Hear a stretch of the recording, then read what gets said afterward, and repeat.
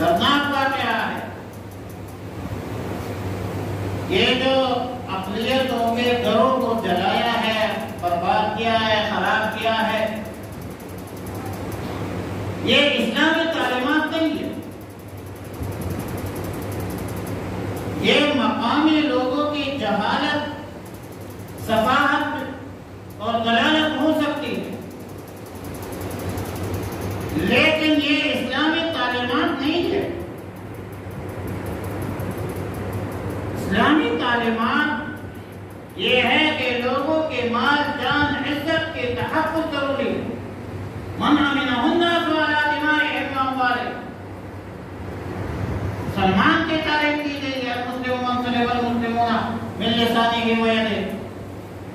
پھر ایک الزام کی بنیاد پر کہ قرآن جلایا ہے، بھائی یہ جو الزام ہے یہ ثابت ہوگا عدالت میں۔ یہ تم نے کیا، تم کہاں سے اسلام کے ٹھیکیدار بن گئے ہو کہ کسی پر الزام لگاؤ؟ واقعی قرآن کی توہین بہت بڑا گناہ ہے،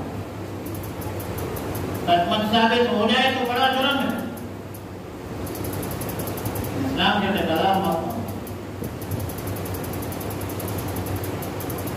انسانوں کے عزت و مال جان سے مت کرو، یہ اسلامی تعلیمات نہیں۔ یہ قوم، ملک اور دین کو بدنام کرنے کا ایک ذریعہ۔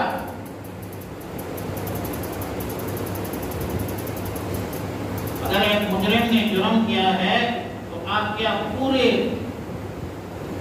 گاؤں کو، پورے کمیونٹی کو آپ جو ہے، پورے عقیدے کی برادری کو آپ سزا دیتے ہیں، اور آپ کو سزا کا اختیار کس نے دیا ہے؟ قانون پر عمل کرو۔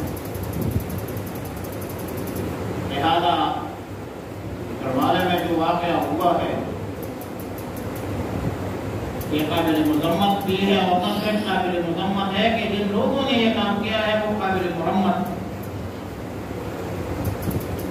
یہ اسلامی تعلیمات نہیں ہے۔ اسلام تو امن کا، سلامتی کا، اخوت کا، بھائی چارے کا مذہب